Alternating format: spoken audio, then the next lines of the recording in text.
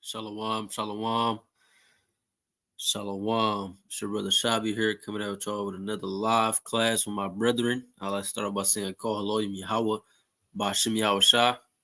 It's all praise to the Most High God, and the name is only begotten Son, Yahweh Shah, who the word it refers to as Jesus Christ. I'm coming through clear, Kanya. Advertising, y'all can hear me well. Sound good. Coming through loud and clear, brother. God, yeah, you good. Yep. God. So yeah, y'all see by the title, you feel what I'm saying? They go to Brother Cole. You y'all wanna introduce yourself though? Shalom, Call Yahawah. Shalom. This is Kanya Yahawah. Shalom, Big Ratazian in the building. God, man, you feel me? As y'all see by the title, I'm about to have a live discussion.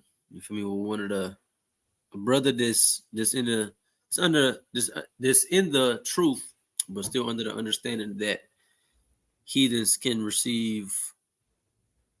From his point of view, I would assume he think it's salvation, but we are here to prove that what they're receiving is going to be the exact things we received, right? So we just waiting on the brother to dive in or to click the link. You feel what I'm saying? Waiting on the brother to hit the chat, but we just about to wait on him. You feel what I'm saying? Just go through this all through the spirit and power of Yahawah Bashim Yahweh. You feel what I mean?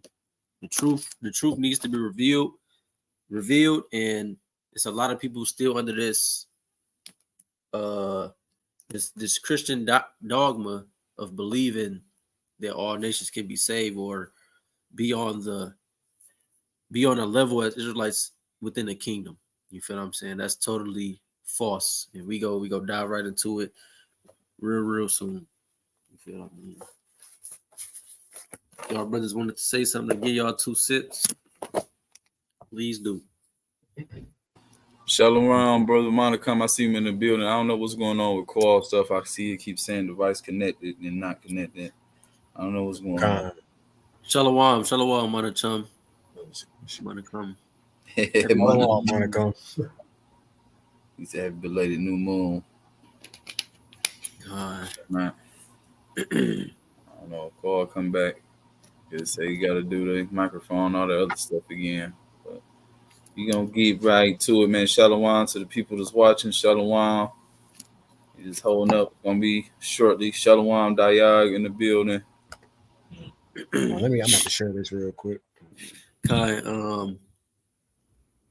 whoever in the chat, man, make sure you like, share, subscribe, and comment, man. Send it to your mama, your auntie, your uncle, your nephew, your brother, your cousin. Each and everybody you can send it to, man. Baba Kusha, Baba Kusha, Baba Kusha. Share this video, get the likes up so everybody can see this. Our videos, the ones that's soon to come, Lord willing. God.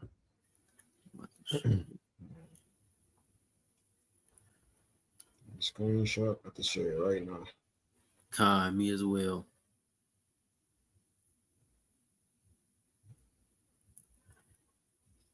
All praise to the Most High God. All praise.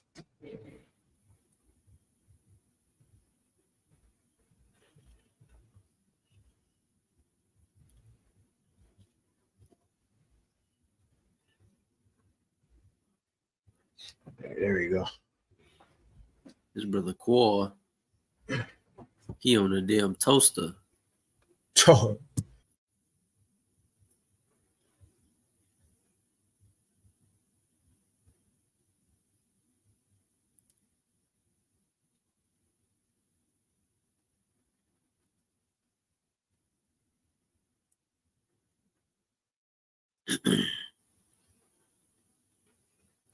Click.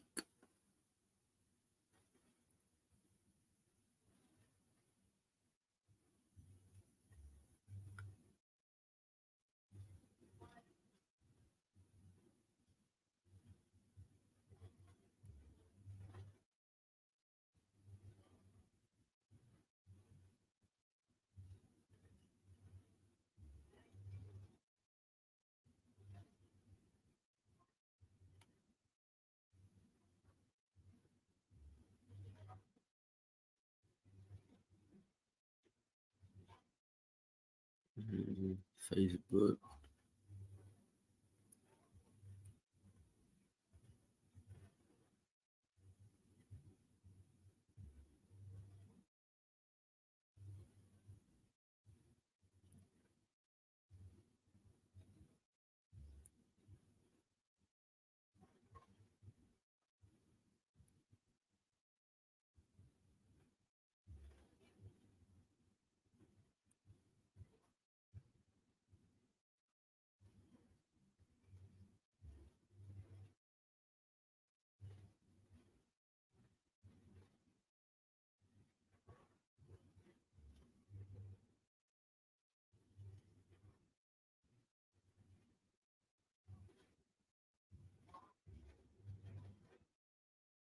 One second, family. 1 second. You know what I'm saying? When I was driving in my Porsche.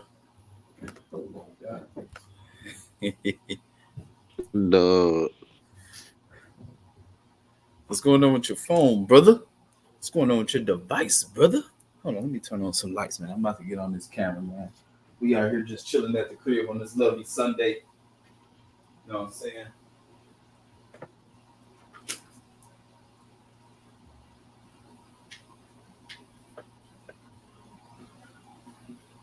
Get my little agua real quick.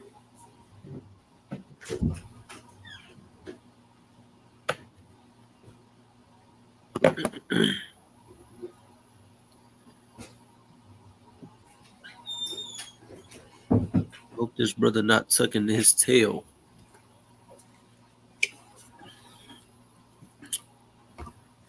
You know what I'm saying, man? You know what I'm saying? Everybody coming through loud and clear, loud and good. You know what I'm talking about? Yeah. Can y'all hear me? I'm clear. Yeah. y'all spoke with the brother. You spoke earlier. Oh. Not too long ago before this. You know what I'm saying? You know what I'm talking about?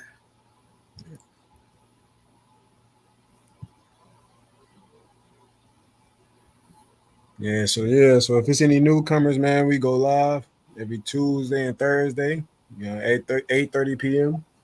All right. Make sure you stay tuned and share it to your friends and family, man. We continue to build and stay in the word. I'm talking about.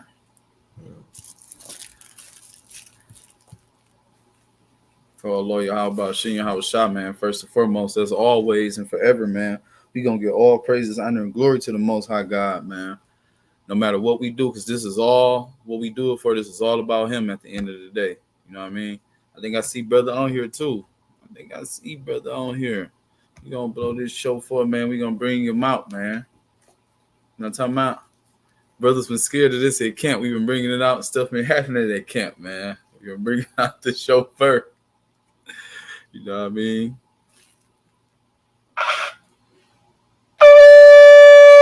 Ooh, I done figured it. You heard how that boy sounded? Yep. That was it right there, too. Kai. What's going on? Shalom. Shalom. Peace, Hebrews. Shalom, God. Shalom. Peace and blessings. That was crazy. Shalom, King. Practice with this. Shalom. What's going on, man? Where should we start, man? So y'all see the title, man. Can heathens receive salvation? You know, pretty much. And, you know, it's a double topic because, you know what I mean, we asking that, but, you know what I mean, sometimes you see Gentiles as being Israelites. Sometimes you see Gentiles as being referred to, you know, as the heathen, man. So a lot of this stuff is based on, you know, the context of the scriptures. But whatever you want to start out with, Dom, you know what I mean, the floor is yours, man. We're going to start off, or you can pull it up on the screen, whatever you want to start with, and we can just get right to it.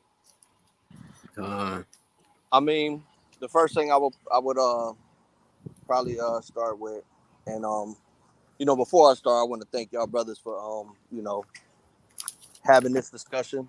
You know, I think this is something that is important, you know, for the people, for the family, you know, and it's just something. It's a discussion that it's like constantly needs to happen because a lot of us are set in our ways, and it's hard to admit sometimes when you're wrong, and I hope that this discussion cannot not force us to admit, not that we have to admit that we are wrong, but I hope that we could just take something from this discussion. You know what I mean? We don't have to say who's right and who's wrong.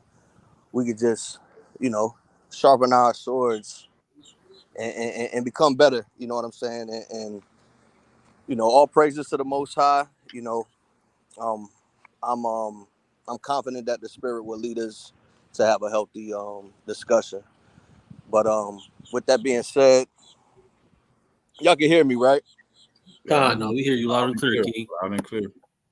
Um, the first particular verse I'll probably start with is Leviticus 25:44. Right? God, I don't have my I don't have the desktop. You know what I'm saying? I can't really pull nothing up on the mobile. So if anybody got the Share my scripture, screen. I'll share my screen. We're gonna go to the blue letter. You see, we showing loud and clear, right? God, So you said 25 and 44. You can read it. all right. So let's go to 43, bro. If you could scroll it to 43. So thou shalt not rule over him with rigor. Okay, hold up. Let's go up a little further, bro. For they are my servants, and then shall he depart from both with him and shall return unto his own family. Son of his father shall he return. Okay, let's go up. Let's go up a little bit more, just so we can get the full context of it. Of which brought you. Okay, yeah, that's fine. Right there, 30, 38. So I am the Lord your God, which brought you forth out of the land of Egypt to give you the land of Canaan and to be your God. So we know that the Israelites, they came up out of Egypt at this particular moment, right? And we know that they are exterminating these tribes that don't want to bow down, basically. You know, people want to continue worshiping stone. They want to worship wood. They want to worship idols. So the Most High, through the words of Moses, is telling the Israelites, yo, this is how I want y'all to conduct y'all laws. When y'all get into this land of Canaan, when y'all possess y'all inheritance, right? It goes on to say, and if thy brother that dwell by thee be waxing poor and be sold unto thee, thou shalt not compel him to serve as a bondservant. Right. So the brother in this particular verse is the Israelite. And I would push the point that the brother could also be your servant, right? Um, reading on, I'll get to why that is my position once we get through this entire chapter. So, but as an hired servant and as a sojourner, he shall be with thee and shall serve thee unto the year of Jubilee. Right. So we know that a hired servant and a sojourner could one be a non-Israelite and it could also be an Israelite, right? That word there, hired servant. If we go to the blue letter, if you want to pull that up real quick at 40.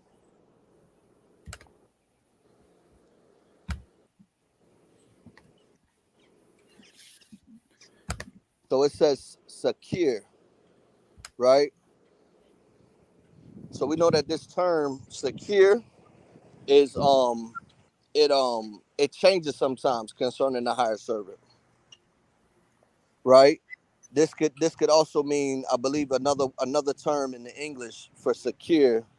I hope I'm pronouncing that right. I'm not really too fluent with the Hebrew, but hireling is another way to express a hired servant, right? Yeah, hireling. Yep, hired labor. You know, um, examples of like a hired servant is someone who falls in debt, right? And it is also someone who could be hired to do a job. You know what I'm saying? An Israelite could hire a servant to, I don't know, pick up sticks in the backyard, and he pay him a certain amount of money.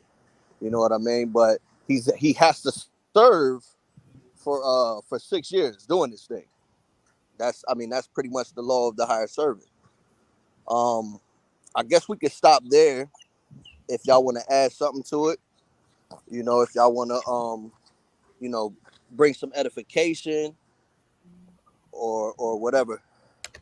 I just want you to get your point out. I mean, we agree with that. I mean, it's just a hired servant. I mean, that can be, it's not really saying who. It's just saying a person is hired, secure. Yeah. Right. So I want to be able to make it clear on what a hired servant is. Do we agree that? Salakia. I just wanted to read this verse 39 because it's talking about two different things, right? And we go see it play out once we keep reading. But verse 39 it says, "If thy brother that dwelleth by thee waxen poor." So the first thing it says, "Thy brother." So that's talking about our kinsman, right? And then it say, "And be sold unto thee, thou shalt not compel him to serve as a bond servant." Mm. That's the difference. A hired servant and a bond servant. Go to the Hebrew for bond servant. Got you. But it say, but as a hired servant, meaning, and that's why we go when we keep reading, we go see. Let's just see what that say. It's supposed to be what I bought. Yeah, about or so abide. servant, bond, servant, man, servant, bondage. Oh, it's a whole different type of thing. Slave. Ooh, See? it's So a it's a difference. See, a hired servant is somebody that you can't rule with rigor. That's why the scriptures say that when we go down. But a bond servant is a slave. Yeah, exactly, a slave. So subjects, they under you. Servants, worshipers, servant of Israel, servant as form of address between equals. Yeah, they're below you. That's clearly what it is. It's a servant, it's a slave. So your brothers can't be a slave. Yeah, your brothers can't be a slave, right? That's what this is talking about. That's why I say, but as an hired servant, as an hired servant and as a sojourner, he shall be with thee and shall serve thee until the year of jubilee. So basically, like you can't treat him like a slave. He is a real person when he is your servant. He not chattel. He not cattle, basically. That's right. Yeah, okay. All right. So let me respond to that. When it comes to that particular word, abide, we also see that Israel is considered abad. Regardless of what the English say, we know that Israel would be a servant to the Most High, right? So would you say that term is slave to the Most High or just servant? I mean, I wouldn't mind being a slave to the Most High. Yeah. Okay, cool. All right. Then we'll rock with that. So we see that Israel is a slave to the Most High. But you know what? I like to say servant because slaves have a negative, connotation to it. Where it's just, it's a negative effect that's surrounded around that word slave, man. It's such a perverted word that people just. I mean, us talking to each other, we know what we're talking about, right? Yeah. But for the listeners, they like, okay, yeah, God wants you as a slave, like, and I feel like that's what we really trying to get down to, right? So you guys are making a point that the bond servant is not a servant and that he is a slave. You said your brother can't be a bond servant. He can only be a hired servant. It's the two different ones. Your brother, as in a nation of Israel, your brother in this context will be a fellow Israelite, can only be considered a hired servant and not compel him to be a bond servant or a slave or beneath you. It's just somebody that you hire. Like if I have a management company or something and I hire an employee, you'd be treated in that sense than the sense of treating somebody like they're below you, they're beneath you, they're scum. And we can just keep reading because it'll explain itself even more once we just keep reading the following verses. And if I could say something, just like what y'all saying, just starting off there contextually, it says, "And if thy brother."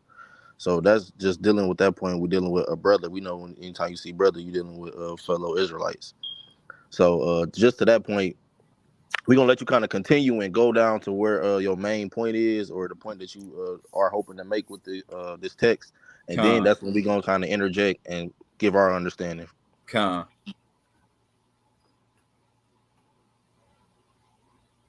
So the floor back to you, brother. 1 second, y'all. Give me 1 second. Khan. Shalom, brother Katham in the building. I see you, Katham. Boy, Katham on here. Shalom, King. Yeah, Shalom, Katham. Shalom, shalom.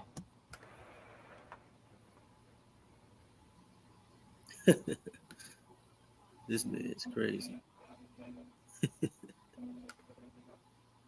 So, Raccoon City Survivor. Shalom, brother Gab. My moderators in here. Holla at my moderators. You got any questions, man? They giving daggers in the chats too. Don't get it twisted. Don't get it twisted. If we don't see it, they got it. They capable of it for sure, for sure.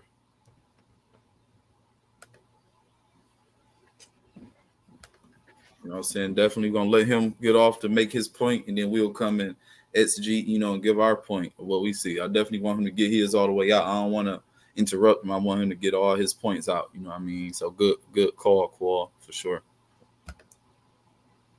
All right, so I want to deal with this abad word before we move further. All right, I just want to let me find my notes concerning this particular But really, if we go back into the blue letter, it show the places that it's mentioned at. So I mean, if you want me to make it short for you, like when you click on here, it actually show the other verses that it pops up in. So are you looking for a particular verse? Like it literally says it right here though, in certain places, I believe. Oh yeah, it showed the other verses. Mm-hmm. Well, it showed a lot of times though. Well, okay, so I would make the point that First Colossians 2:13, where it talks about the bond or the free. You said First Colossians. Hold up, Salakia. Before we even go there, let's just stay here first and let you like finish out your point. Old Testament. You want to stay on the Old Testament? Well, no. It's not an Old Testament or a New Testament thing. It's just this was the scripture that we went to, and we haven't even like fully worked through your point here yet. So let's finish here, and then we can bump like because we gonna give some scriptures. And like we gonna bounce around, but let's stay here first and work this out and see what's like the viewpoint on this from both sides. Then we can move on to supporting scriptures and things like that. Okay, so all right, so you don't want to use any precepts at this particular moment? You just want to continue on? No. See, what I'm like, because we went here, right? But we haven't fully got why we went to this specific text yet. Like I didn't fully get your point of going here yet. So once we do that, then we can precept all day. We have no issues with going to precepts, but we have to see your initial point first. Okay. All right. Let's come on. All right. So let's continue reading. It says, "But as an hired servant." Oh, shit.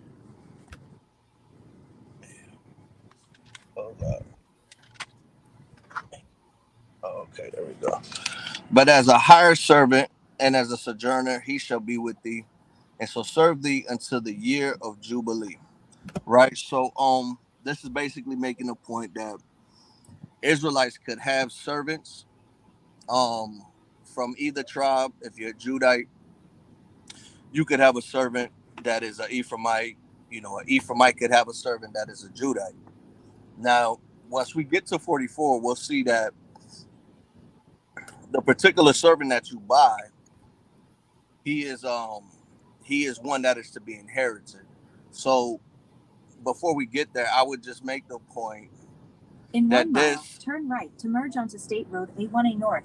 This same scripture where it says, "For they are my servants which are brought up, but that bondman and that bondmaids which they shall have shall be of the heathen that are round about you." Wait, hold on. Wait, which verse you at? Let's get. You skipped over 43. We're trying to get to 44, ain't you? So let's just read through it, get to the point, then we can go there. We just want to do everything. Yeah, my fault. For the people that's watching, we have to act like, we have to do everything so they can get everything. That's why it's phone, bro. So I can't really. It's really the text is small. If you could kind of got you, I can read it for you. So we left off at 40, right? Yeah. So this is I'm gonna start at 40 again. Leviticus 25 and 40. "But as a hired servant and as a sojourner, he shall be with thee and shall serve thee until the year of Jubilee." Verse 41. "And then shall he depart from thee, both he and his children with him, and shall return into his own family, and unto the possession of his father shall he return. Verse 42, for they are my servants, which I have brought forth out of the land of Egypt. They shall not be sold as bondmen. Okay, verse 43, thou shalt not rule over him with rigor, but shall fear thy power, God. Verse 44, both thy bondmen and thy bondmaids, which thou shalt have, shall be of the heathen that are round about you. Of them shall ye buy bondmen and bondmaids. Right. That's Okay. 44. So 44, that's pretty much obviously saying that the heathen are the ones that you could buy, you could keep them forever. Now, my point, the way I would exegete this is that you could keep them forever, meaning they will have an inheritance with you forever. They are your property. They are meant to be taken care of, right? The precepts tell us that you are supposed to love your stranger as yourself, right? Especially when you go to Exodus 12 and 44, I believe it is. It says that once you circumcise the stranger, he can eat of the Passover. So this is giving validity to one who is a non-Israelite and who is being Salakia. So yeah, Malak, that's Yeah, go that, ahead. You Salakia. can say what you about to say, yeah, Shaq. a few things. I got a quick question. So Dominic, where in yeah. this text do you see like did they get an inheritance? Yeah, good So question. when we look at both thy bondmen and their bondmaids, which thou shalt have, shall be of the heathen that are round about you. Of them shall ye buy bondmen and bondmaids. Moreover, the children of the strangers that do sojourn among you, of them shall ye buy, and of their families that are with you, which they begat in your land, and they shall be your possession. And ye shall take them as an inheritance for your children after you, to inherit them for a possession. They shall be your bondmen forever, but over your brethren, the children of Israel, ye shall not rule one over another with rigor. Right? So we see that it's telling us that they will be your inheritance. Right? You will inherit these people. Yeah, So I'm God. making I'm making the point that this is implying that they have an inheritance because they are inherited. But that's an Right? insertion. That is absolutely an assertion, but it makes sense when I use when we use precepts. And Okay. that's where I You would said disagree at just initially. Say that But again, brother. I said that'll be like a disagreement with me at that point because one, it's already an insertion. We're not seeing it in the text even saying anything like that. You know what I'm saying? So that's I just be Well, that, like. So what I'll say is I'll wait for your precepts to see how you are building that. You know what I'm saying? Understanding, and then that's where we can kind of move forward with that. Yeah, okay. So the God, first thing, go ahead, King. But Go ahead. just to be clear, can you state your point on that one more time? So it's like no confusion of what you saying before we move forward. so I'm saying that these people that you buy, they are to be protected as your, your household. They're to be loved as yourself, right? It's once they are And circumcised. yeah. where do What you verse see is that? that? I need Where do that you see precept. that? Where do you see that they should be protected and loved as one of us? Yeah, I need that precept. Okay, so the precept that I would use with that is the first one I would use is Exodus 12. If y'all want to run there real quick, Yeah, we Exodus. can get it. Exodus 12 and what? Um, Let me see. I think he said 43. Yep, it's around there. It don't say Yeah, it there. yeah, but it don't say it there. No, 12:44. yeah, It it don't just say about loving juxtaposes. people as yourself. I'm talking about Yeah, loving your that what you quoted. Are you talking about loving your stranger as yourself? Yeah, Okay, hold up. Let me find that for you. Um, And just to let you know, the like there's different like there's different Hebrew words used for the word stranger, right? You are aware of that, correct? that there's different words for the stranger. Yeah, like so when we see stranger, it's not just one word all the time. Thanks. Okay, so I just want to make sure. Salakia, Ratazian, can you go to the Hebrew for rigor? Because I mean, we can decipher that just with the text, because it's clearly telling us that we can't rule with rigor upon our brothers, but of course it's telling us that so we don't. So with the other people, we obviously can. Rigor. So let's see what this Hebrew word is. Will probably be parak. Parat Khan, yep. Parak. Harshness, severity, cruelty. Unused, meaning to break apart, fracture, severity, cruelty, or rigor. Crushing. My God. Signification of crushing. You can get on their ass. And this is the root word from the unused root, meaning to break it apart. So this is what it means. God damn. Rigor. You see that? And that's clear as day. So he's telling us that we can't rule of our brothers with rigor, but of our slaves, we can. Mm-hmm. Just like even think about what it say like with roadkill. You can't feed roadkill to an Israelite, right? Now you can give something that dies of itself to a stranger. But can you give it to an Israelite? So we see in the text that if an Israelite eats of something that dies of itself, that he is supposed to clean himself. So that why does he have to cleanse himself? It say that you have to clean yourself if you eat this thing. So that would imply, right, that one will be in a position where they will eat it. So don't put words in my mouth. Don't mix me up and confuse what I'm saying. The text obviously says that you're not supposed to eat this thing and that you're supposed to be a holy people. But I'm not the one who wrote the Bible. You feel me? So no, see, but King, I said that for a reason. So you saying we not supposed to eat it, right? Right. Is it a problem to feed it to heathen? But see, this is why you have to answer what I'm the position that I'm displaying for you right now. If the Bible tells us that you have to wash yourself if you do eat it, now you have to give me an example of why would the Bible say that? Why would that be there? What type of example? When will an Israelite ever have to eat something that died of itself and have to clean himself? Well, the same way, the same way it says, well, if we saying we supposed to go offer an offering, right? Right. So the Bible tells us what to do, and if we don't, and if we happen to do something that's not that, it also tells us what to do to correct that. Yeah, I agree. So if somebody is if somebody is poor, right, and they don't have any food, is it lawful for me to give something that died of itself to a local Israelite? You would say that you suffering sin upon them. That wouldn't be lawful. But it says it in Deuteronomy. That's what the law says. It says you can give it to the stranger. No. So look, what he's saying is that stranger is not an Israelite in that moment. Okay, so now when you say that's not the Israelite, let's go to that particular verse and see what that particular word means in the Hebrew, so we can discuss the nitty-gritty of what these particular words mean in the Hebrew and how they are. I know which one he's talking about, Qual. We went over this with him.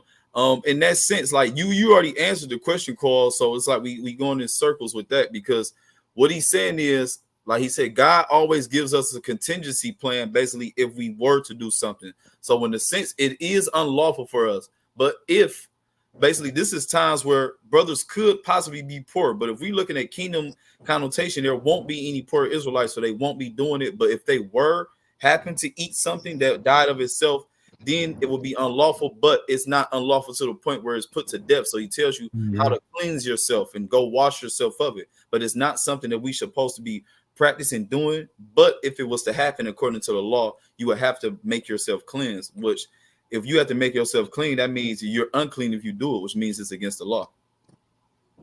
Exactly.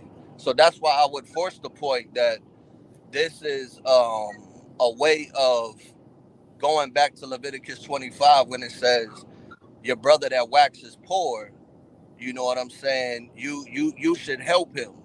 So I would assume that Deuteronomy, if we could pull it up, pull up the verse where it says you can give this food that dies of itself and you can sell it to the stranger. I believe it's Deuteronomy 30:9.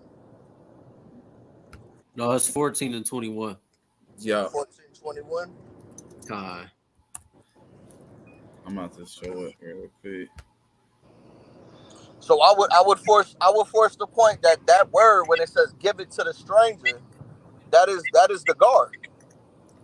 But guard don't always specify that that's an Israelite though. Yeah. Mm-hmm. Because if we go to it, just go to the Hebrew. It just say like foreigner or sojourner. It's not like emphatically saying Israelite. So I mean, and we know, like we say, like we know that we can't eat nothing that die of itself. That's against the dietary law. So Yeah, so like, you have to look at context. yeah, so we know the Bible don't contradict itself. So with this being said, it has to be a damn heathen. Foreigners in Israel. It says a temporary habitant, a newcomer lacking the inherited right sojourner. So it's somebody who just there. You know, it's not saying like somebody who's specifically there. You get what I mean? But don't Even you though think? Would you agree that if you sell this thing to somebody, wouldn't that be a practice of usury or a practice of of usury? Like you giving somebody something that it's worth nothing. I really wouldn't say it's usury. Usury is more like you putting something on top of something. It's like interest. Yeah, it's interest. So it wouldn't be usury. Okay. Yeah, you're right. You're right. So what would you say this is? What type of character would this be under? Would this be like rigor? Would this be like a form of rigor?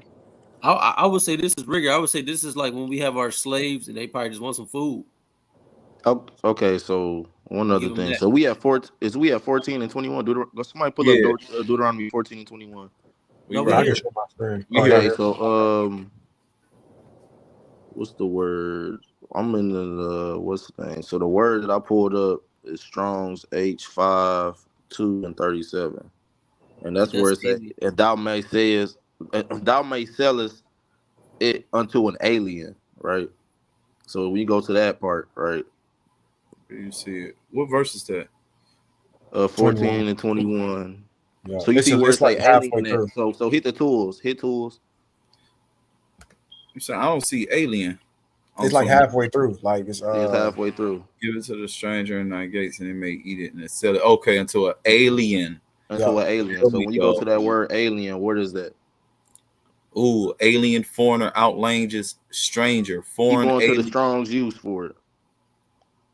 You said I got the outline biblical use. It said foreign, alien, foreigner, foreign warrior, hardly unknown, unfamiliar, outlandish. Yeah. So when you go to the Brown Driver Briggs lexicon, right here, I see it. It says Gentile. One, it says foreigner, non-Israelite people. Yeah. Non-Israelite people. That's the main point. So when you sell it to that's the alien, right?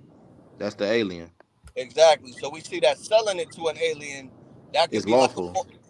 That could be like a form of rigor, not usury. Y'all correcting that, right? So I mean, if I was to sell you like roadkill or something that died of itself, wouldn't you look at that as rigor? Yeah, of course. That's what I'm saying. Because rigor, that's rigor, not usury. That's what he's saying. Yeah, absolutely. It's rigor. It's like, you selling them something that ain't worth really much. But when you look at the word, when you look at giving it to somebody, now that's not a form of rigor. You're giving it to them. That's a form of helping somebody.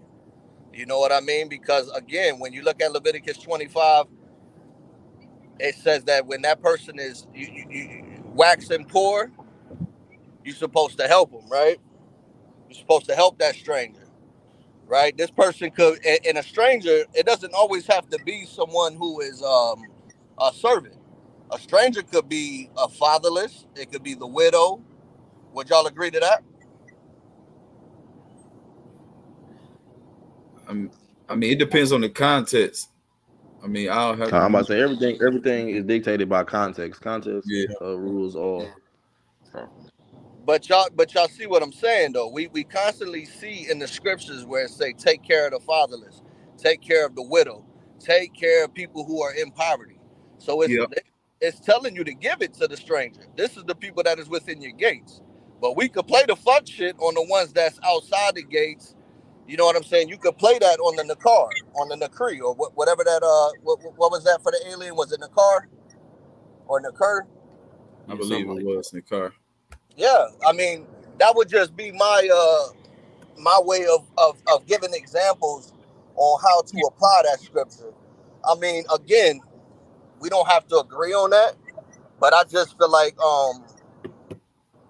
do y'all have any other examples of giving it to somebody other than just saying, yo, you giving it to a slave? Like that's the only way, that's the only example to exegete this particular verse is that you just giving it to one of your servants because you eating the king's meat and you just giving your servant the slop?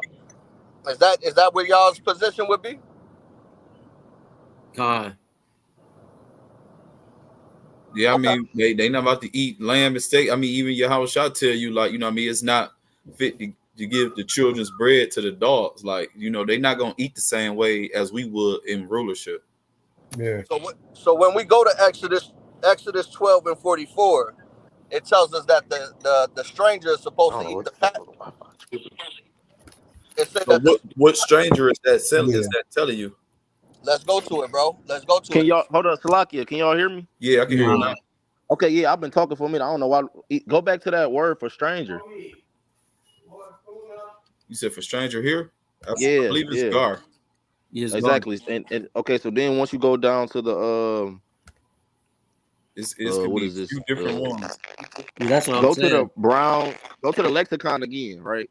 Yep, show all. I'm gonna show all. Go to Brown's Driver Briggs lexicon. I'm on it. Yeah. Okay, and what does it say? It say proselyte. Yeah, at the top it does. Mm-hmm. It say a proselyte, sojourner, temporary dweller, newcomer, no inherited rights. No inherited rights. Yeah. Is that for the car? Is that for stranger or for anyone? That's for Gar. That's for Gar. That's for Gar. So hold on, go back to it. Let me see. Right here. We on it. Gar. Strong's 816. Right there. Stranger, alien, proselyte, sojourner, temporarily dweller, newcomer, no inherited rights. So this person is speaking of has no inherited rights to Israel. Yeah. So who I mean, these are particular synonyms, but we also see that stranger. We see sojourner. Sojourner is synonymous with the sojourning Israelite too, brother. Continue it. It says sojourner, but it also further elaborates on it. Sojourner, temporary dweller, newcomer, no inherited rights. Yup, lacking inherited rights. It literally says it right here on the outline definition. A temporary inhabitant, a newcomer lacking inherited rights of foreigners and heirs, though conceded rights. It said they conceded their rights right here. Though conceded, meaning they don't have any rights. Mm-hmm. So who is that speaking of? So it says two things when you go back to the second definition.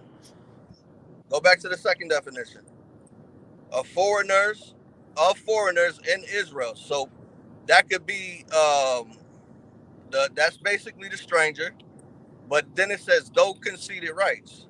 So he has rights within the land. No, he conceded his He rights. conceded rights. What does that mean to concede something? To concede means that you get rights. No. Concede means you give them away. If me and you debating and I say I concede on a point, do that mean that I win, or do that mean that I gave it up? So you saying that conceded means that he doesn't have any rights? That's what the lexicon is saying. The Strong's for the word, right? The biblical usage for it. Proselyte. Like it's saying, a sojourner, temporary dweller, newcomer with no inherited rights. So I mean, concede. Temporary inhabitant could also speak to the Israelite as well, though. No, look, to concede all territory he won, surrender or yield. He conceded his rights. He don't have any rights. Mm-hmm. He don't concede rights. Admit that something is true or valid. And then it's giving you scriptures. It's giving you scriptures to compare it with. Surrender or yield to concede all the territory. Okay, so conceded rights. I got you. Got you. Okay, but we still can't ignore the first definition as well. Well, Temporary. look, Malak, look. Even when you go back to that to the Strongs for it, right, and it says compare, right. So just like you saying that conceded rights, it's giving you an example of someone that has conceded their rights. And if you go to the book of Leviticus 24:16, it's saying, "He that blasphemed the name of the Lord, he shall surely be put to death, and all the congregation certainly shall certainly stone him, as well the stranger as he that is born in the land, when he blasphemed the name of the Lord shall be put to death." So it's giving you examples of when when someone no longer has those rights. So imagine like somebody that they say, okay, just go to Exodus 12:19. 7 days shall there be no leaven found in your houses. For whosoever eateth that which is leaven, even that soul shall be cut off from the congregation, whether he be a stranger or born in the land. So that's a example of when you concede it. You know what I'm saying? But they Right, have no somebody that inherit. they have been cut off. I got you. Exactly. So either they cut off or someone who is a heathen just naturally. Yeah, they ain't got no rights. And then even when you just look up the definition of the word concede, you know what I'm saying? The second definition, well, the first one is admit something is true or valid after the first, denying or resisting. And then the second one is surrendering or yielding. Yeah. Something that's in one's possession. So if someone's conceding their rights, they're giving them away. They don't have them. Okay, now watch this. Watch this. That's cool, right? Now watch this. Hold up.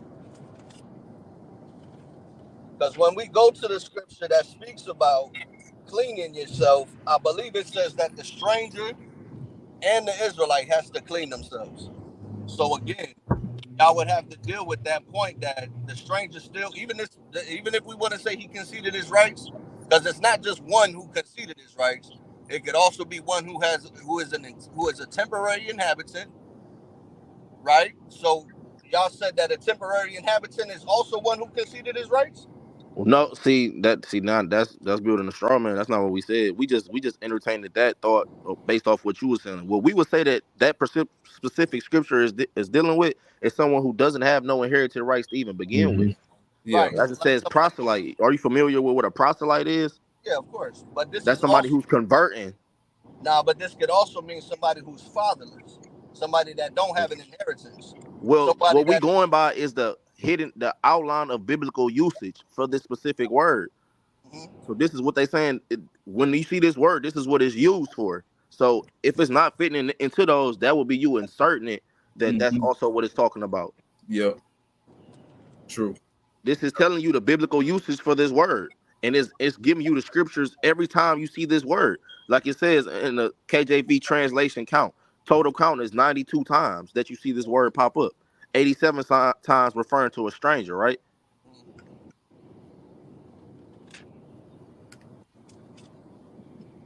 So even when you go to okay, go ahead say what you about to say, and I'll hit a point after you I'm gonna let you go ahead.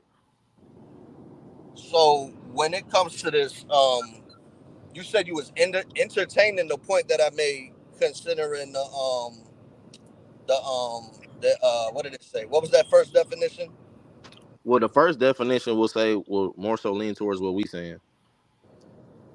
It said a A temporary. temporary inhabit, a newcomer lacking inherited rights. The second definition would be of foreigners in Israel, though conceded rights. So be more specific. A temporary inhabitant is what? What would be an example? A temporary inhabitant will be someone that's just coming into Israel. Like I And said, who? a proselyte. Or a sojourner. It could be somebody just coming into our thing. They might just be living there for a minute, as a person that's living out right now, like at this time.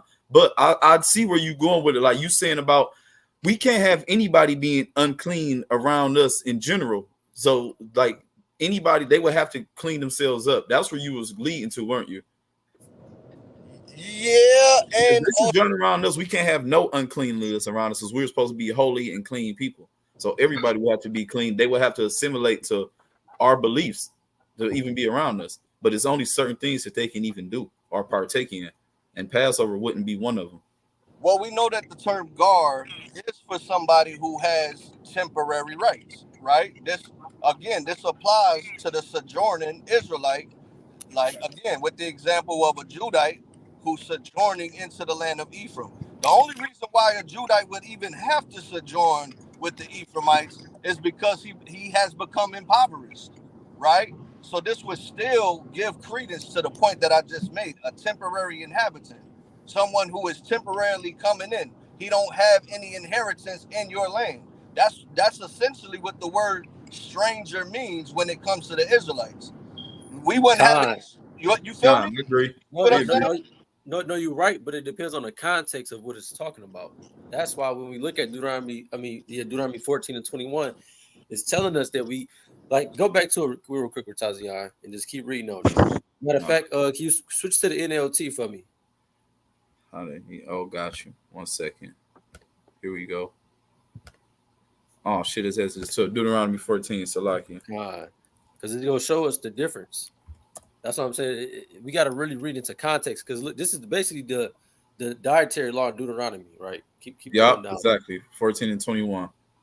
Yep. Now read it. It says, "You must not eat anything that has died a natural death." He's talking to us. Yeah. You may give it to a foreigner living in your town. This is that word, that sojourner. Just like you say, it could be mentioned for Israelite, yeah, but it's not in its context. It's talking about the people that's under us, or they come to visit Israel, and we know they not of us, so we can give it to them. Then they keep going. It says, or you may sell it to a stranger, but do not eat it yourselves, for you are set apart as holy to Yahawah your power.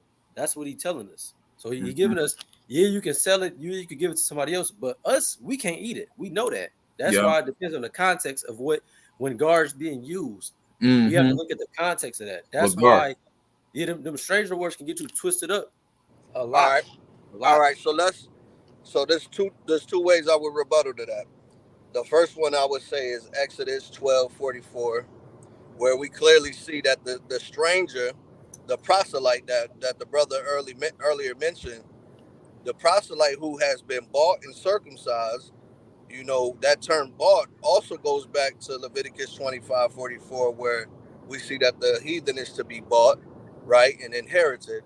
It says that this particular person that has been bought and circumcised is supposed to eat the Passover.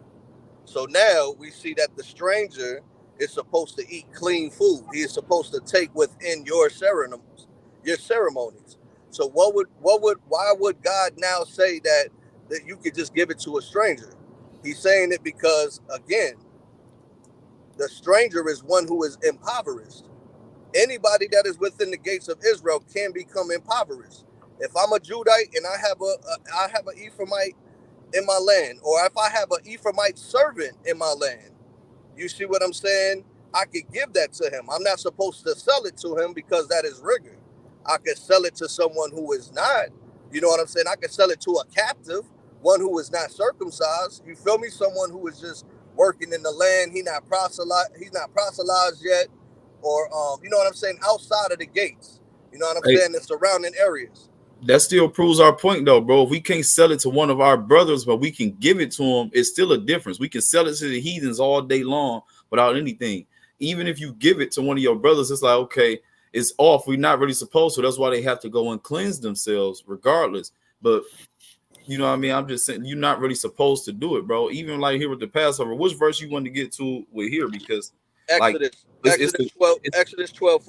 So we context makes a lot of context is king, bro, with a lot of these, especially with that word stranger. We can't just put a blanket statement over what stranger may be. We have to look at the context of what it Well, I is. think not to cut you off, but I think the word guard is synonymous with the Israelite who is sojourning and the non-Israelite who has been circumcised. Right, but it That's what depends on the context. huh? And I agree with you. It could be used for either or, but it depends on the context. That's all we No, saying. but look, I'm saying that it applies every time. I'm saying I'm really coming to that conclusion, and I'm looking for y'all to really debunk all of this stuff. You feel me?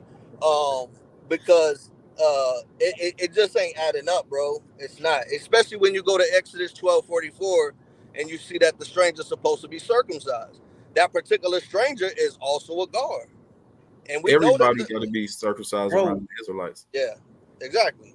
So let's just go to it, right? So this is what Exodus. Let's Exodus start at 12. We started 43. God. And the Lord said unto Moses and Aaron, this is the ordinance of the Passover. There shall no stranger eat thereof. So we see right here the stranger. Which stranger is this, Dominic? That's the Nakar. Okay, so what's the difference between this and Gar? So that Nakar is the one that you could sell it to. That's the word that we saw where it said you could sell it to the alien. Ain't it odd that they use alien in Deuteronomy, but in Exodus they use a stranger? But we know it's still the same Hebrew word though. So I mean, it's absolutely the same Hebrew word. But this is what the Masoretic text kind of did to us, bro. Like I'm not gonna say they intentionally played games with the words, but it's kind of obvious that they made this thing kind of hard to understand, bro. So where it's like you have to go to the Hebrews to really get the full context of this thing. You feel me? No. I mean, I feel like that's how it should be, though. I mean, it should be. But even with that, if we just look at the beginning of everything, like without going into the Hebrew, when he first started talking to us, or even like when it said like in Horeb, who was he talking to at Horeb? When we came out of Egypt, everything is to the Israelites. We already know everywhere we go, every covenant, new, old, everything, all the promises is to them. So with that in mind, if we know that the Bible doesn't contradict, we should automatically assume these things. But if we go into the Hebrew, it even further solidifies and substantiates the things. Even while you look here in the card, just highlight the word heathendom. So you know for sure that this is not an Israelite at all in this context right here. Right. So when we see this right here in verse 43, it says heathendom, stranger, Nakar. So with us reading this first verse, what makes you think in the next following verses that a heathen can now eat of the Passover? Yeah. Let's start right here. Let's not go no further. We see right here it says, there shall no stranger eat thereof. And that says alien, heathen. So break that down, Dominic, before we move on. There shall no stranger eat thereof. That is simply like a merchant, bro. That could be like a merchant, someone coming from Moab trying to sell some new spices, right? It said heathendom. It said heathendom though. So it's talking about all heathens, right? Yeah, of course. So Esau, anybody, no stranger, no non-Israelite can eat of the Passover, right? Do you agree? Only, but you have to continue reading. So hold on. Before we gonna continue reading. We have to do point by point though. Everything decent in order. That's all. We got to do point by point. So in this verse right here, the verse literally is saying no stranger. The stranger in this context is who? The Nakar. And who was the Nakar? Heathen in general. So they can't keep the Passover in this verse. So if we go on and read the next verse, now how would you break this one down? Are we going to say that the Bible contradicts itself right with the next line? Verse 44. But every man's servant that is bought for money, when thou hast circumcised him, then shall he eat thereof. Now how you break that one down?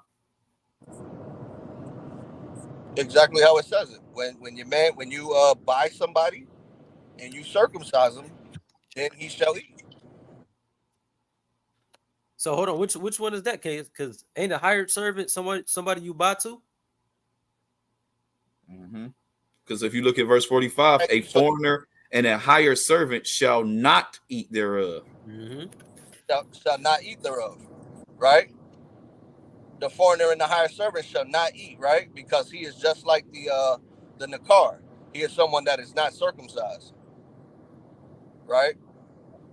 Because then can y'all hear me? Yeah, we hear you. Yep. So when you go down to 48, it say, when a stranger sojourn with thee and will keep the Passover to the Lord, let all his males be circumcised, and then let him come near and keep it. And he shall be as one that is born in the land, for no uncircumcised person shall eat. So that it's the circumcision that is respected. It's not, the Most High don't have respecter of people, but we do know that Israel is the rightful inheritor of the land of Israel, though it is the circumcision that counts for your citizenship. For one to be able to have land, You know what I'm saying? In the gates. That's how I would exegete that, bro. Well, I would say God don't respect a person, but he respect Israel according to the Bible. Yep. I would also force the point that if you're circumcised, you know, at one time it was circumcised in the flesh, but we know that when Yahawah came, the point became more about circumcised in the heart. You know, the laws was given to us for the hardness of our hearts, right? True. Right. So Salakia, real quick, just to stay on this point, Exodus 12. So you said verse 44 is talking about who? You said 1244. That's the heathen. Okay, so now go to 45. All right. Because we went about this in Leviticus. Matter of fact, we started at 44. Go to 44 tools and go to servant. Because remember, we said that we would agree that the abad can be Israelites, right? This slaves into the Most High. Now we're about to show you. So this is the same word, abad, right? So it says slave, servant. It says servant. No, keep going down. Outline biblical solutions. Servant in special sense as prophets, Levites. It says servants, worshipers of God. So now we see that these people can still be Levites as outline biblical usage, right? Now go to 45 tools and go to the foreigner. Gotcha. Now we're about to see the clear distinction of these Hebrew words. Foreigner, that's Tashab, we know that's a heathen. And the higher servant, Sakar, that's a whole different word. That's another heathen. They cannot eat thereof of the Passover. And then go to 48. Drop down to 48. Gotcha. Because this is where the context switched back. Yeah. It really 47. Look, that's telling you right here. Then read 48. Verse 47. All the congregation of Israel shall keep it. Now you can read 48, Shah. Yep. It say, when a stranger shall sojourn with thee, and will keep the Passover of Yahawah, let all his males be circumcised, and then let him come near it and keep it. And he shall be as one that is born in the land, for no circumcised person shall eat thereof. Now go to the Hebrew for that. I'm pretty sure it's going to say gar. No uncircumcised. Gar. It is gar. Yep. See, and that's where we see the context of gar being in the Israelites' favor. This is where the proselytes, when they come to the land, when they because remember, Passover is when everybody got to come to the land. Yes. This is why all the same definition right there, brother. It say the same one that you said earlier. But this is what I'm telling you. This is the context, bro. It's the context. We just seen that the foreigner or the stranger or the alien cannot eat at a Passover, but now we're saying that this stranger can, because this is the actual proselyte that's coming to the land. It's not a real sojourner. This is a proselyte, because during the Passover season, everybody has to come back to Israel to eat of the Passover. So it's going to be a ton of people coming back to the land. And he's telling them that we have to circumcise these people and all the people that come with them to eat the Passover thereof. And that's why I say verse 49, one shall be to him that is homeborn, and unto the stranger that sojourneth among you, meaning the one that come in. And that's what you got to treat him like he was born at home, because everybody wasn't living in Israel at this time and in the future. But they have to come back before the Lord 3 times a year, every single time.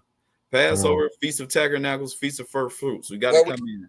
Where do we see that at? Where they have to come back every 3 years? Is that Deuteronomy 16? Not every 3 years. We got to come back 3 times a year. It's Deuteronomy 16 and 16, and we can show it real quick. Let's do that. Let's go there. Yeah, we can start at the top. They just said at the top. But the Feast of Passover, of Weeks, and of Booths, right here. So Passover, Weeks, that's Feast of First Fruits and of Booths. But to get straight to the point, that's right here. Verse 16 and 16. Deuteronomy 16 and 16. 3 times in a year shall all thy males appear before Yahawah thy power in the place which he shall choose, in the Feast of Unleavened Bread, and the Feast of Weeks, which is Feast of First Fruits, and in the Feast of Tabernacles, and they shall not appear before Yahawah empty. 3 times a year. So that's why they have to treat it like they were here, because that's something. This is a requirement. This is a law. God. And that's what it's talking about, because it'd most likely be a lot of confusion during that time. People would think they Israelites or trying to be an Israelite there, trying to eat at the Passover. But we can't let that happen. That's why it's giving us all these different strangers. Now what y'all just did though is y'all just gave more credence to my point. How? Because y'all just proved that the stranger got to come and keep them laws. Nope. Whoa, No. what? It just What said he can't stranger you eat. talking about? He said he can't eat of the Passover, so they can't keep the law. I said, what stranger? Israelite strangers, Can I check real quick? not heathen strangers. No, he fell off. He fell off Salakia. I don't know. I think his phone died. Is he in the back chat? Let me see. We Nah. got bug on the chat. Strangers that are not Israelites will receive inheritance. Who is Oh that? my God. Imagine that. Somebody's bugging. And he fell out right then. I don't get how it's proving his point at all.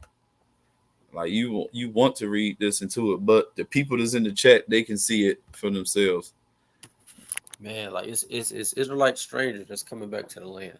Yep. So we're gonna let him finish his, and we about to hit him home with this then, because it's about to be a barrage of scriptures. God. Let's see if he comes back. He fell out for a second. Salaki, everybody that's watching, if y'all watching, you know what I'm saying, continue to give us thumbs up, like, share. Koala, like he fell out too.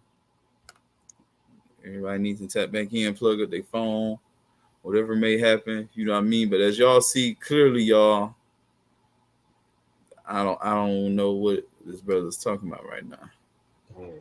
It seems like he getting more caught up and not understanding that context determines meaning. Like just because you see the word doesn't mean it applies the same way everywhere else. Like, and for whatever reason, it's not, you know what I'm saying, sinking. Yeah. And we see right here clearly when there's certain words like aliens, Nakar, and all this other stuff. Gar is the only one that's kind of interchangeable. The other ones, they are what they are, and it clearly says it.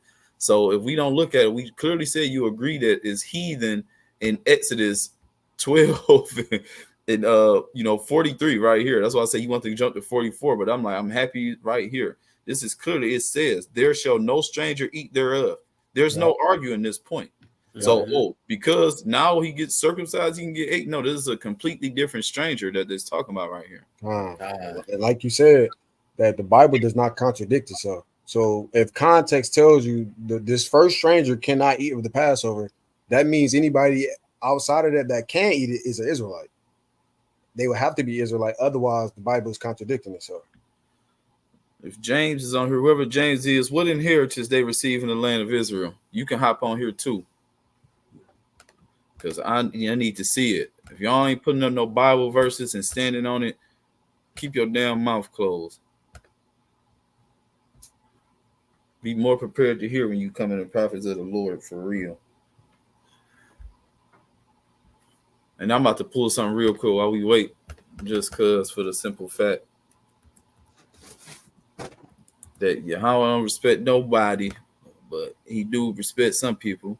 Right here, Exodus chapter 2 and verse 25. And God looked upon the children of Israel, and God had respect unto them. Yep. You know what I mean? So for y'all don't know that, add that to your notes. See, brother bad. It's the first link in the chat for anybody. We ain't ducking no smoke. Brother phone might have died. You know what I mean? Lord willing, if he take too long, we gonna finish out with our points because we ain't about to just let it end like this.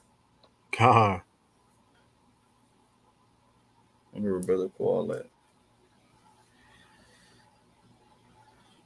And time out.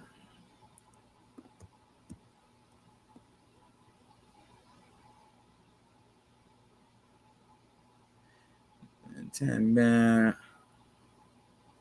Yeah, but the people just watching, man. Y'all see what's going on here. Lord willing, God gave y'all eyes and ears to hear and see for yourselves. You know what I mean? It's not really on us because if you don't get it by us bringing it out and showing context, we understand that the Bible doesn't contradict. And if one line contradicts, we have to throw the whole book away. And I'm going to tell you that right now.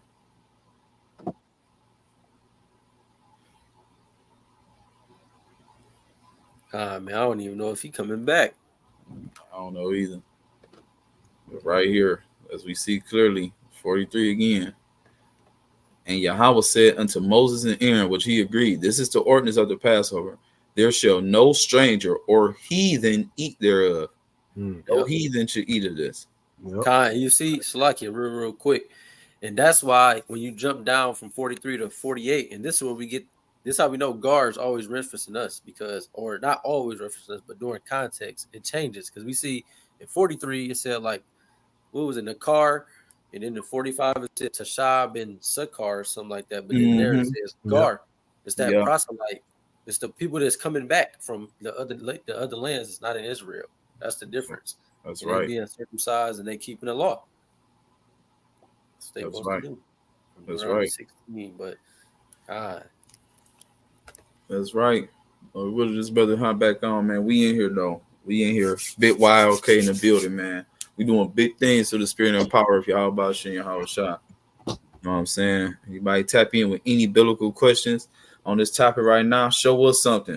Show us something because we done went through this book and I don't see it. So if you could show me somewhere where heathens got an inheritance in what shape or form, bring it out. Let's talk about it. Let's discuss it. I mean, we right here. Live and direct, my baby.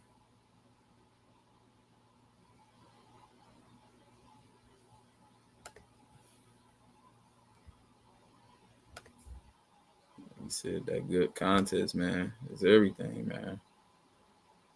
I want him to get to his other points so then we can start looking at other stuff as well too. Because we ain't even. This is just This is just the a few beginning scriptures. for real. We might have to pick this up sometime again or something. On the for reals. Hopefully, brother, get back. Like I said, I want to see this. Let me see. After this 12. Let's just see. Is it is 12? 42. Let's just see if it gives it any justice. Exodus 12 and 43 in the NLT. Then the Lord said to Moses and Aaron, these are the instructions for the festival of the Passover. No outsiders are allowed to eat the Passover meal, but any slave who has been purchased may eat of it if he has been circumcised. Temporary residents and hired servants may not eat. Each Passover lamb must be eaten in one house. Do not carry any of his meat outside. Do not break any of his bones. The whole community of Israel must celebrate this Passover festival. If there are foreigners living among you who want to celebrate the Lord's Passover, let all their males be circumcised. Only then may they celebrate the Passover with you like any native-born Israelite. But no uncircumcised male may eat the Passover meal. This instruction applies to everyone, whether a native-born Israelite or a foreigner living among you. But it's still, the context is an Israelite. That's why he said native-born or a foreign Israelite. Mm-hmm. So all the people of Israel followed all the Lord's commandments to Moses and Aaron. On that very day, the Lord brought the people out of Israel, out of the land of Egypt, like an army. This still all applies to the Israelites at the end of the day. Everything. Right here, verse 1, context. While the Israelites were still in the land of Egypt, Yahawah gave the instructions to Moses and Aaron. Everything is to them. They frontlining. They go brother Qual back.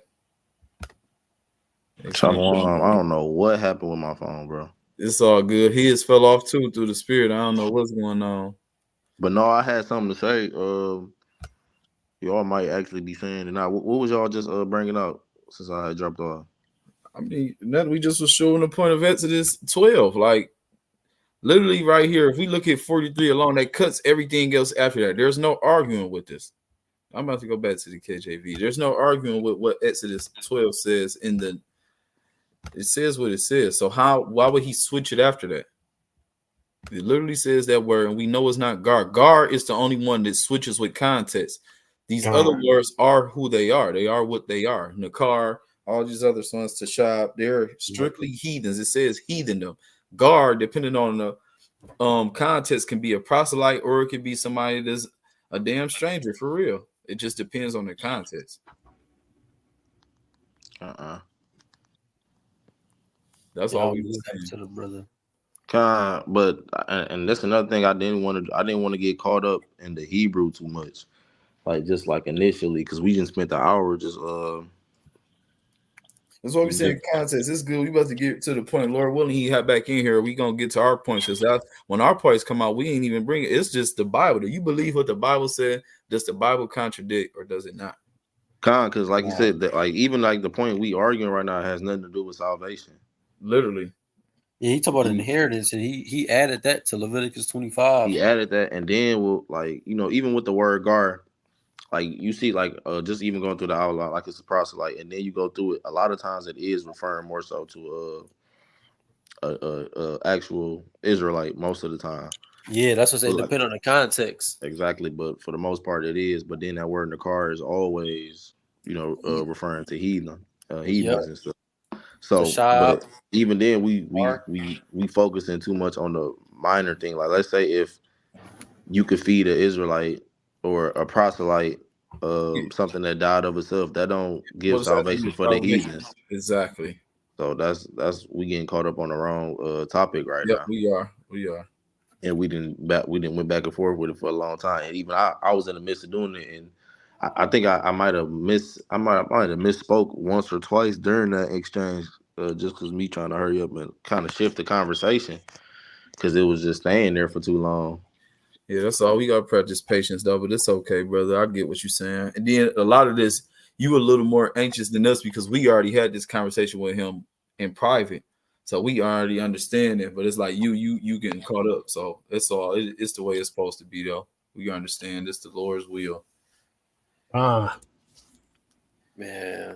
Like I said, Lord willing, he come back on, or I'm gonna start bringing out points on how do we argue with this, like the contradictions, because obviously, like you said, this doesn't point to salvation. We already looked at rigor, like it's a lot of stuff you get cut on.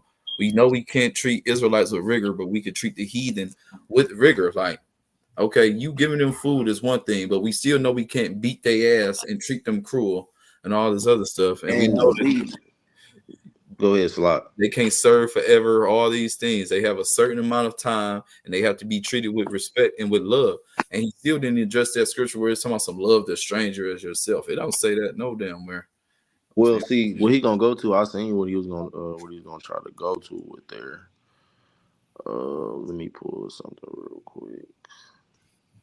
Where's Chrome? Because I'm working off this phone, and I ain't gonna lie, this phone throwing me off. I'm usually on the laptop. Y'all just tell me what you want to pull. I'll pull it up. I got you. So when I go to the word gar, hold up, because I gotta go to the. Then we can't act like they didn't do trans because we're not looking at the direct, like the lexicon or the Greek Septuagint or the text or the Septuagint or the scrolls in our hand. We're still looking at them translated, so there could still be mistakes from them as well. So like we can't just say this is emphatic. That's why we have to look at context. We understand that God said. So he talking about Leviticus 19 and 34.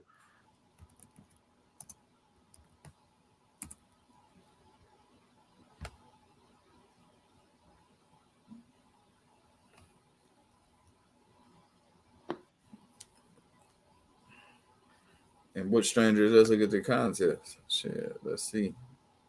I want to see what the beginning says. So all of this to the congregation of Israel shall be holy. We understand this is all about how to treat each other. Exactly. Let's look up what this like. Yeah. So yeah, like you said, and he was gonna go there just because it got the word gar. So that's what I'm saying. We getting too caught up on that. Most of the time, we do see the word guard is referring to Israelite and stuff. But our point that we even arguing has nothing to do with these two Hebrew words. We letting the conversation get caught up on that when it's a whole nother. Our whole disposition has nothing to do with this. You feel me? Well, we bring it out. We going into eschatology. We going into stuff like that. That's what we building our premises off of. He building it off of whether they can eat food that died of themselves, and that gives them an inheritance and stuff like that. Well, that's not what we're talking about because we got prophecies that literally reference what's going to happen to the heathen specifically. That's so right. It's not up for interpretation. Yeah. So that's what we need to get into, the nitty gritty, and that's why I was trying to hurry up and say that, but literally my phone died when I was about to say it, and then my internet started tripping for a minute. So it took me about 10, 15 minutes to get back on here almost, it felt like. I wasn't even that long, but yeah, it's straight though. We just waiting to see, man. We're going to give a brother a little bit, man, before we start to just show our little, position on this. Because how? Because at the end of the day, the question is, can heathens receive salvation? Not can heathens eat dead meat or not? Can Israelites too? Like, because what does that really have to do with them receiving salvation or or being an inheritance with Israel. God. Anything like you said, like yeah, we getting caught up in some other stuff that he's trying to read into something that's not there. It's like you have some type of presupposition already that you're thinking and trying to read into this.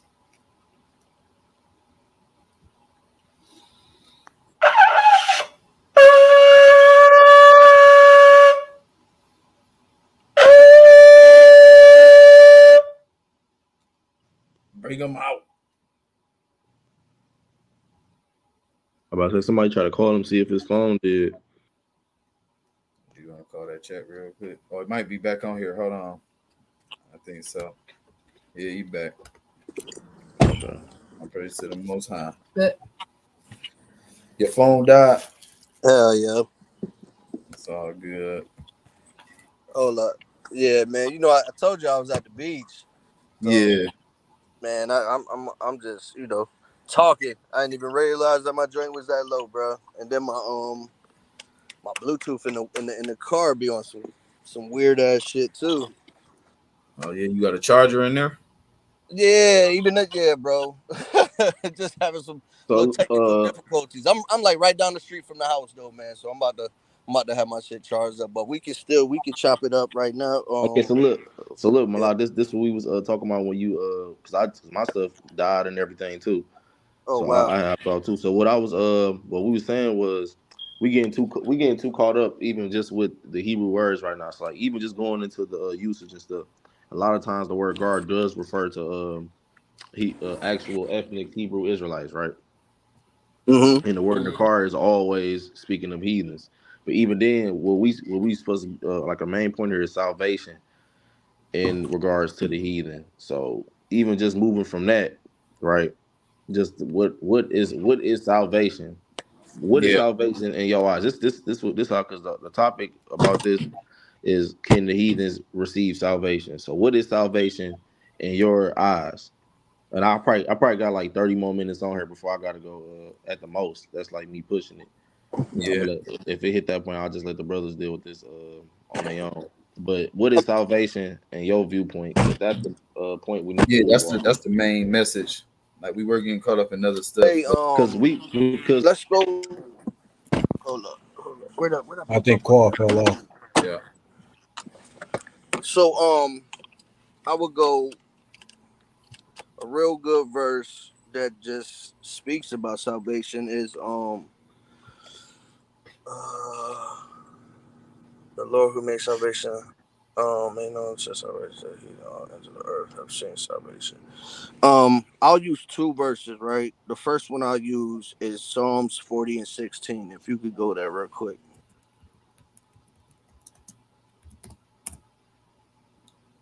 Okay. Psalms 40 and 16. Psalms 40 and 16. Let all those that seek thee rejoice and be glad in thee. Let such as love thy salvation say continually, Yahawah be magnified. All right. And what's your other one?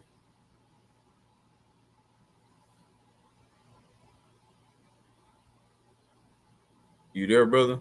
No, he fell off again. Man. Trying to see what the hell this got to do with. Yeah, I think that's just through the spirit. Because what the hell? Yeah. This nigga went to a Psalm of David, bro. That's what I'm saying. What is going on here? What is going on? Psalm of David. This is a Psalm of David, bro. Yeah, I ain't gonna lie. This brother reading into something that's not there, and it made me just Yeah. What the hell call that?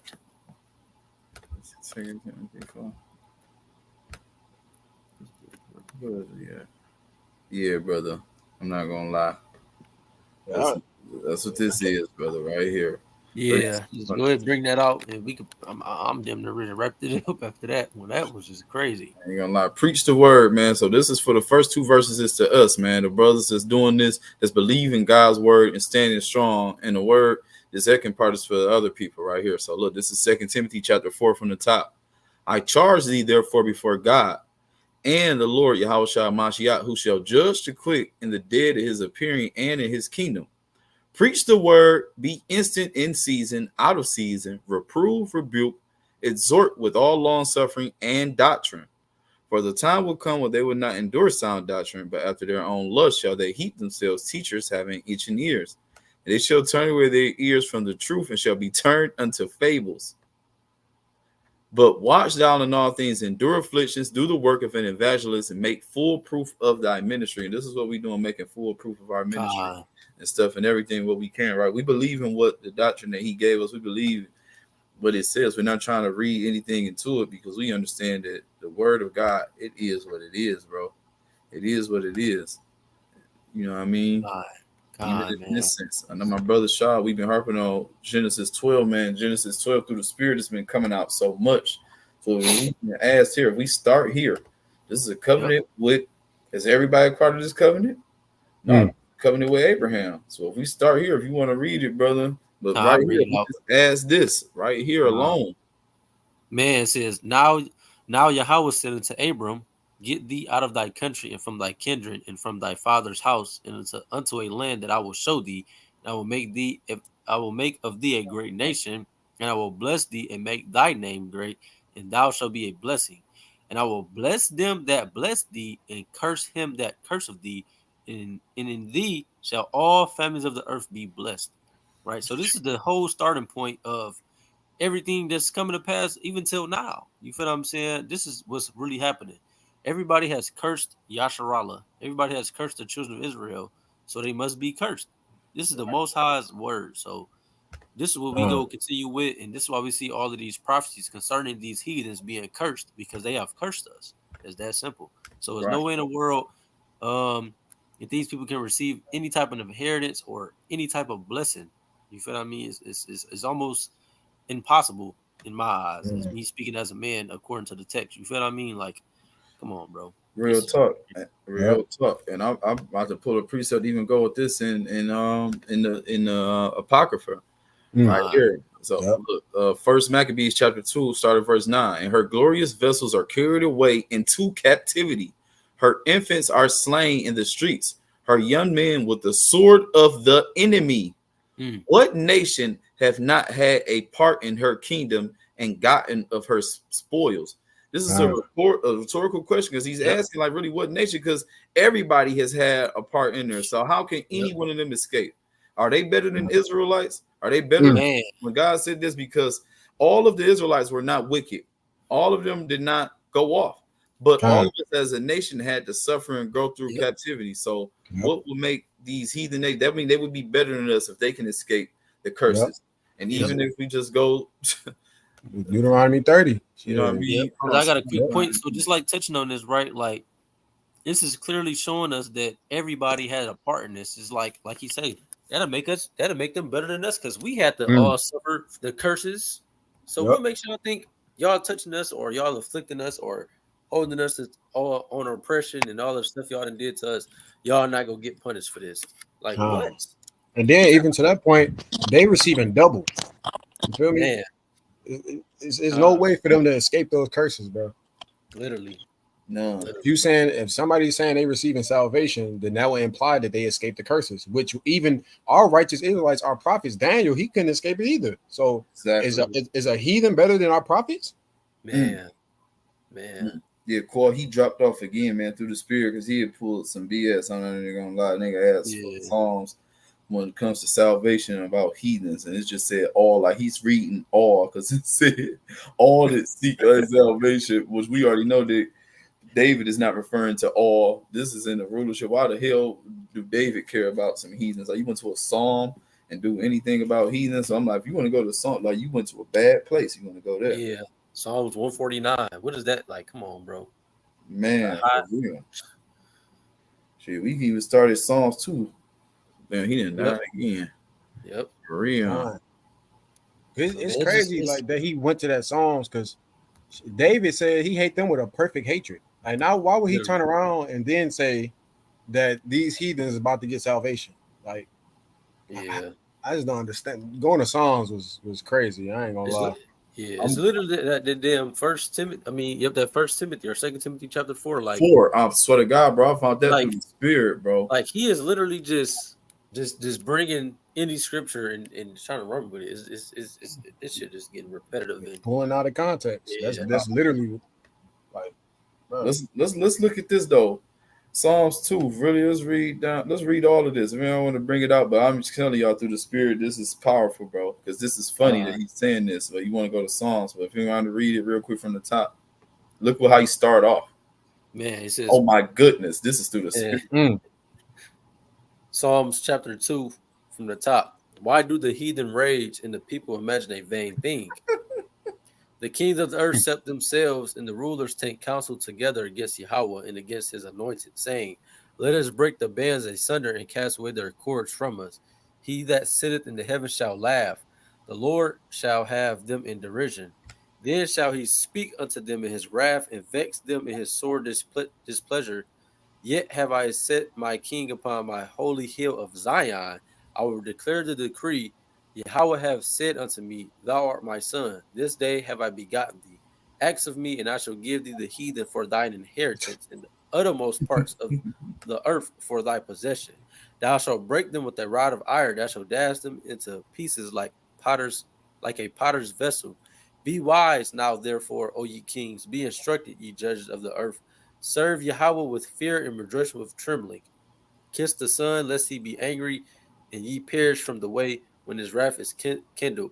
But a little, blessed are all they that put their trust in him. But is that everybody? As everybody putting their trust in him?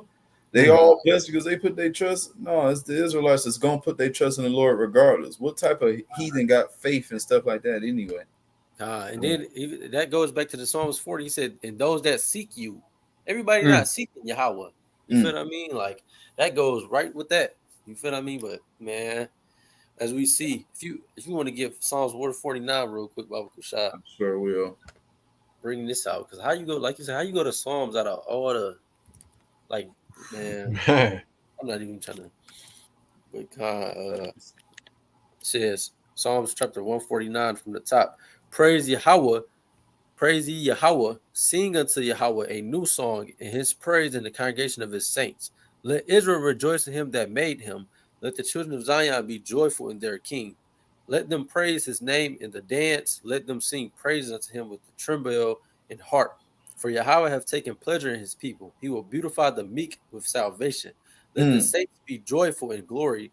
Let them sing upon their beds, sing aloud upon their beds. Let the high praises of God be in their mouth and a two-edged sword in their hand, to execute vision upon the heathen and punishments upon the people, to bind their kings with chains and their nobles with fetters of iron, to execute the judgment written. This honor have all his saints. Praise ye Yahawah. You feel what I'm saying? This is what the saints want. This is the fact. This is the patience and the faith of the saints, that every man that hear, let him hear. He that killeth the sword must be killed with the sword. He that leadeth to captivity must be led into captivity. These things have to happen. It is written by the. It is in it, man. He said it is written. It's prophecy. You know what I'm saying? Prophecy. Not one word should come back void. Sorry. Man, that's no, it, man. Good. I want to get this to the top, man. Isaiah 14, we just do it like all these stuff just for the people that's here for edification's sake. I said, brother, come back in. It looked like somebody came in. I'm trying to just see right now, but man, Isaiah 14, man. I don't know, like, when is this? For the Lord Yahawah will have mercy on Jacob and will yet choose Israel and set them in their own land. And the strangers shall be joined with them, and they shall cleave to the house of Jacob. You see, salvation. Okay, verse 2. And the people shall take them and bring them to their place, and the house of Israel shall possess them in the land of Yahawah for servants and handmaids, and they shall take them captives, whose captives they were, and they shall rule over their oppressors. And it shall come to pass in the day that Yahawah shall give thee rest from thy sorrow and from thy fear and from the hard bondage where thou was made to serve. So what you think is going to happen to them? Literally. If ours is ending, that means somebody else is about to, you know, whatever. It's about to start. Exactly. Right. Man, like, it's just crazy because we just got endless prophecy we can continuously go into about this. They said Israel's taunting at that point. Yeah, boasting shit. You can go to the gospel shit. Matter of fact. Yeah, that's through the spirit. I was just in there. That's crazy. Or you can bring it out then if you was there. I just got it on the screen for you. Con. Let me enlarge this back up there. 61. I'll start from the top. This is the book Isaiah, chapter 61 from the top. Say, the spirit of Yahawah power is upon me, because Yahawah have anointed me to preach good tidings unto the meek. He have sent me to bind up the brokenhearted, to proclaim liberty to the captives, and the opening of prisons to them that are bound, to proclaim the acceptable year of Yahawah, and the day of vengeance of our God, to comfort all that mourn, to appoint unto them that mourn in Zion. Hold on, no, all that mourn, brother. To them that mourn in Zion. Oh, okay. To give unto them beauty for ashes, the oil of joy for mourning, the garment of praise for the spirit of heaviness, that they might be called the trees of righteousness, the planting of Yahawah, that he might be glorified. It says, and they shall build the old wastes, they shall raise up the former desolations, and they shall repair the wasted cities, the desolations of many generations. And strangers shall stand and feed your flocks, and the sons of the alien shall be your plowmen and your vine dressers. Oh my goodness, hold on. Strangers and the alien, they'll be doing all of this. Okay, man. Keep going. Keep going. Verse 6. But ye shall be named the priests of Yahawah. Men shall call you the ministers of our God. Ye shall eat the riches of the Gentiles, and in their glory shall ye boast yourselves. And for your shame ye shall have double, and for confusion they shall rejoice in their portion. Therefore in their land they shall possess the double, everlasting joy shall be unto them. So we can that's really it. You want to keep going down? You might as well finish it, and then we can finish with this, bro. Verse 8 it says, For I, Yahawah, love judgment. I hate robbery for burnt offering. I will direct their work in truth, and I will make an everlasting covenant with them. More with everybody. With them. Okay. Verse 9. And their seed shall be known among the Gentiles, and the offspring among the people. All that see them shall acknowledge them, that they are the seed which Yahawah have blessed. Verse 10. Everybody. Man, that is the seed which Yahawah have blessed, man. Okay. That's Israel. Verse 10. I will greatly rejoice in Yahawah. My soul shall be joyful, and my God, for he hath clothed me with the garments of salvation. He hath covered me with the robe of righteousness. As a bridegroom decketh he himself with ornaments, and as a bride adorneth herself with jewels, with her jewels. For as the earth bringeth forth her bud, and as the garden causeth the things that are sown in it to spring forth, so Yahawah power will cause righteousness and praise to spring forth before all the nations. Right. Like I said, that glory, that salvation is to Zion, them that mourn in Zion, Israel. All right, this ain't for nobody else. He gonna make that covenant with Israel, nobody else. That's right. And this is the gospel according to the Bible. What people consider, what the gospel is, what Christ considered the gospel, not what your church is or what they think the gospel is, but that's the gospel according to God. You know what I'm saying? So, I mean, we've been on here for about an hour and 40 minutes. Brother fell off. Like I said, Lord willing, if brothers is up for it, we tap back in. We can get back on it tomorrow or something, whatever. But I mean, the stuff is evident even right here. But we have so much more that we can bring out on this that it's not even fair. But you know what I mean? We just beat the dead horse at this point. Yeah, with this, you know what I mean? So if anybody else has something to say, I'm gonna give, you know what I'm saying? I'm gonna give all honor, praise, and glory to the Most High Yahawah Bashin Yahawah Shah. I'm gonna say Shalom. Shalom. Shalom. Shalom, family. Shalom.